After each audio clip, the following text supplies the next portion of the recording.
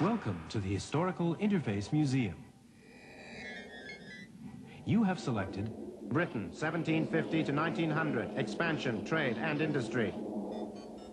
all evidence loaded and ready for investigation. Expansion, trade, and what? Industry. That sounds really boring. I think I'll go. Don't be too hasty, Melanie. Look at this. The galleries are heaving with evidence. Pounding machines. Pitiful tales of urban squalor. Britain, the first industrial nation. So what? There's so much going on, so many great changes, and you can't ignore it because it shaped the society we live in today. Big deal. It is a big deal. Input data to Visor. 1750. Britain, fast asleep. Population, 9 million. And believe you me, life was slow. Most worked on the land, lived in villages. A galloping horse was the fastest form of transport. It took 2 whole days to get from London to Bristol, 4 to Manchester, 7 to Edinburgh. Exports stood at just £4 million, and no wonder there were no factories. What little industry there was took place in people's own homes. 100 years passes. Britain awakes. The greatest industrial nation in the world. Exports over £1 billion. We left them standing. 2/3 of the world's cotton goods. 2/5 of its hardware. There were 6,000 miles of railway. You could travel to Bristol in 3 hours. Manchester in 6. Edinburgh in 12. And of the 28 million British people, yes, they've been breeding fast. More than half lived in the new industrial towns and the sensation of the age, cities. Visor sequence ended. All right, you win. I'll stay. Sounds good, huh? Where do I start? Use your control glove. Probe function. Engine icons loading. Step data update. Overload. Oh, wicked. Might I suggest, one at a time? Select a type of evidence, artifacts, texts, or, Gallery reform. explore our numerous galleries for things of interest. Try animating our actors. That's the reconstruction button, projected in front of you. Got it. Animate actor. Canal barge woman, 1840. Where'd I go? Okay, back to start. Change vector. Load the options, curator. Options loading, Melanie. I'll take that one, please. First industrial nation selected. Question. What changed? Why? When? AT1. Advised investigation dates, 1750 to 1850. All right. I'll start with that painting. Painting to Visor. What's this? An industrial city circa 1850. Ugh. Contrast. Painting through. Britain, 1750. Better without all those smoky chimneys. I'll have a text. I cannot but remember with some satisfaction that having 2 foreign gentlemen with me, how they were surprised at the beauty of the countryside, and how they looked at one another, and then again, looking around every way in a kind of wonder, one of them said to the other that England was not like other countries, but it was all a planted garden. They had... End text. Why did you interrupt? Defoe's Tour of Britain is the classic text for describing Britain in this period. I don't want planted gardens. I want to know what people were like. Then select reconstruction. Okay. Animate actor. Thomas Jukes, the firstborn of Arthur Jukes, was a pugnacious, forward person who... Who's this? Richard Gough, a gossipy local historian who wrote about his parish in Shropshire. It's a bit early, 1701. You don't mind, do you? No. who, scorning propriety, was passing familiar with the best in the parish. His dexterity at bowling... What's he on about? If you don't understand old-fashioned language, might I suggest you select all texts to be given in modern English? Okay. Adaptation selected. Thomas Jukes mixed with his betters. He was a great bowler, and often played with Sir Humphrey Lee at a bowling green on Haremere Heath. And he'd show no more respect to Sir Humphrey than if he'd been a ploughboy. He'd tell him, "You cheat," and sometimes throw a ball at his head, and they'd part in anger. But within a few days, Sir Humphrey would take Jukes with him to play bowls again, and if they didn't fall out, would take him home afterwards and get him drunk. I often heard the two of them were so drunk. Why is it such a big deal if they play bowls together? Society then was much more ordered than it is today. Everyone knew each other, and people knew their place, or were meant to. Even where you sat in church mattered. The better the pew, the more important you were. I'll take a probe. Probe selected.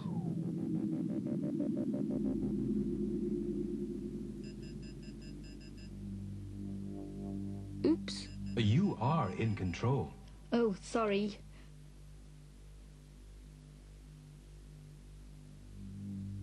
Where's this? All Saints Church in Shorthampton, Oxfordshire. It's about 800 years old, but the furnishings are from the 18th century. So where would the poor people sit? At the back of the church. Actor engage. After they'd made the pews, there were a few waste planks left over, so Evans Jones, the carpenter, knocked up these. They're for the servants at Balderton Hall. Not very comfy. Fast forward. For those a bit better off, pews like these. But if you could afford a little more privacy, look to your left. An enclosed box pew, comfortable and totally private. This is Mr. Hamner's. He insists on the best view of the minister. It's all so snobby. That's the way society was. Rich and poor didn't mix. So, who are the rich? Their wealth, status and power came from the ownership of land. Rich to Visor. Give me a text. We breakfast between 10 and 11. We have an immense table. After breakfast, Mr. Scott, the Duke's chaplain, reads a few short prayers, and we then go on as we like. We have a back room for reading, a billiard room, a print room, a drawing room, and whole suites of rooms, not forgetting the music room. There are all sorts of amusements. The gentlemen are out hunting and shooting all the morning. We dine at 4:30 or 5, later to tea, and then to cards about 9, play till supper time. It is pretty late by the time we go to bed. Oh, lush. As long as you were one of the lucky few. Contrast. What about living here? No thanks. Take a look around. All right.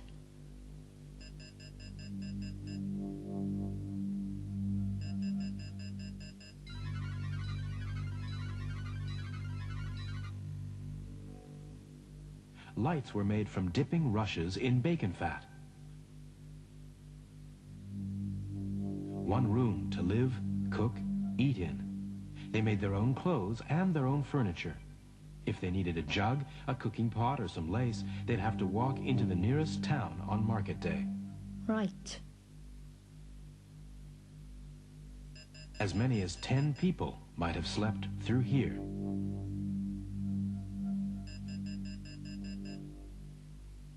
That's all of it. It's what life was like for most people. But they had so little. Just enough to scrape by. Text to Visor. Their ploughed land gives them straw to thatch their cottage and to feed their cow in winter. Also wheat and barley for bread, and in many places beans or peas to feed a pig or two. The pigs are for meat, and the cow gives a breakfast and supper of milk 9 or 10 months in the year. Work is hard, up at dawn and bed at sundown. Children have to help as soon as they are strong enough to hold a broom or carry timber. Right. 1750, I've sussed it. The rich owned the land and the poor worked on it. It's not that simple. Some places were already more specialized. Show me. Manufacturing. Data input. Belfast, linens. Fife, coal. Glasgow, linen, muslins, That and... one. Selection. Glasgow. They make cloth so fine that great quantities of them are sent into England and sold there at a good price. They are generally striped and are very much used for aprons by the ladies and sometimes in headcloths by the poorer women. Newcastle, coal and glass. Lancashire, fustians and soap. Halifax, woolens. There are an infinite number of workmen's cottages. Men, women, and children, some hardly above 4 years old, are busy carding and spinning, some at the dye vat, some at the loom, so that all can gain their bread. Sheffield, cutlery and nails. Rapid data. Derbyshire, Leicester, and Knott, Stock, Stoke, Bottery, Kidderminster, Cork, Whit. All right, I get the idea there was lots of industry, but I don't understand. I thought the whole point was that there wasn't any industry. The word industry then just meant hard work. The term for making goods was manufacture, from the Latin, making goods by hand. By hand? Using muscle power, as opposed to machine. Don't understand this. All right, take cotton. Why? Why take cotton? Because cotton was the first, finest, and fastest growing factory-based industry in the world. Look. The humble spinning wheel. In 1700, it took one woman 1 day to spin enough cotton yarn for only ½ a meter of woven cloth. In the same time, a weaver could produce 3½ meters of cloth. So, you want to spin faster? Cue the inventors. Rapid data. Kay's Flying Shuttle, 1733. Daniel Watt, 1745. R. Green Spinning, 1760. Arkwright's Waterfront, 17... Till by, say, 1830, using spinning mules, one operator could produce 3,500 times more in a day than that spinning wheel in 1700. And one weaver, operating 4 machines, could produce 200 meters of finished cloth. That's 60 times more than before. By now, all the important processes in the cotton industry, spinning, weaving, carding, printing, dyeing, folding, ginning, and propping, were done by machines. Turn it down! They're amazing. So that's what caused the changes, yeah? Muscles to machines. Not quite. Causes, industrial change. All right. That one. Power, selected. Gallery reform, power. Harness a power source and there's no stopping you. 1 machine, 2, 4, 100, and that lot won't fit in your front room, so factories are born. Make a selection. Wind, water, steam. Yeah, that one. Steam to visor. Steam engines represent at the present time the power of 300,000 horses, or of 2 million men, strong and well fitted for labor, who otherwise would have to work day and night without interruption or sleep. Steam engines create a vast demand for fuel, and while they lend their powerful arms to drain the pits and to raise the coals, they create employment for thousands of miners and engineers, and lead to the construction of canals and railways.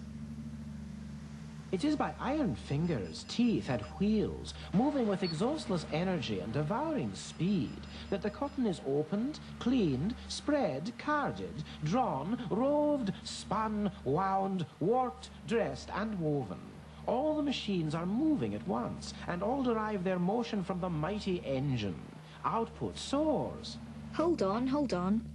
Look, I understand we've got machines and steam and people making more, but so what? Never before had there been huge buildings in which hundreds of people worked regular hours tending machines. Yeah? Factories not only changed the way people worked, they changed their whole way of life. They moved from their villages into towns and cities. Thousands of houses were built. In 1851, for the first time in history, more than half the population of Britain was urban. Okay, I'll have another text. Text selected. As we are looking around us in astonishment, our coach rolls towards the valley. The further we go, the denser are the houses collected along the roadside. Round about, all the valleys appear to be steeped in flames. We hear a hissing and a rattling when we rush past the windows of the factories. The sun darkens as if a cloud has enveloped it. Suddenly it is evening on a bright day. Then the hooves of our horses beat upon the pavement of the street, and we have reached the foot of a hill. We stop in the dark alleyways of a dirty, evil-smelling town. It's gross. What a change. It didn't happen everywhere. It was confined to the new industrial regions. For everyone else, life carried on much as before. And were they still rich and poor? Select a reconstruction. Okay. Player engaging. Active screen. Actor engage. Even in death, society is divided. In our city cemeteries, the poor are buried in mass graves, whilst the rich outdo each other with their fancy tombs. Come the last judgment, no doubt the first-class corpses will be first into heaven. The poorer workers live in small houses in narrow streets, all joined and jammed together to save space for the landlords. They shop at the smallest shops. They drink in public houses. They frequent pawn shops. They get their music in hideous singing rooms. They sit in the gallery at the theatre. They have no books, no church, no art. What about the rich? Oh, there were rich, all right. The big landowners were still there, but they'd been joined by a new breed, the rich mill owners, who built themselves mansions in the new Gothic style. They drink in the grand hotels, occupy the boxes at the theatre, and the front seats at the best concerts. They have cushioned seats nearest the pulpit in church, have bookcases, wine cellars, private carriages. They often started out poor, but they'd risked their money on the new machines, employed hundreds of workers in their factories. Those that succeeded made a fortune and demanded a say in the running of the country. So nothing's really changed. Still rich and poor. Caution. Player rotate left. The big change from 1750. Still a few at the top, but not so many at the bottom. There was a huge growth in the number of people in the middle of society. Who were they? The middle class. Visuals to visor. Another text. It is one of the great beauties of our system that a working man, with a little hard work and good behavior, may improve his way of life and achieve a higher status in society. As industry expanded, more and more people were needed.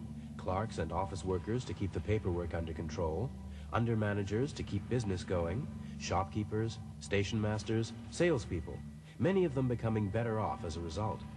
All right. Give me a middle-class house. They live in pleasant streets, but with few trees. Drink their beer in the smaller hotels. Buy a newspaper or two. Have a few cheap pictures on their walls. The inevitable oil portrait of the head of the family and his wife.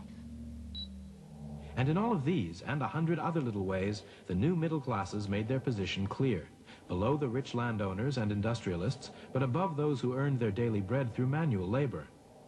So, what changed? Why? When? All systems disengaging.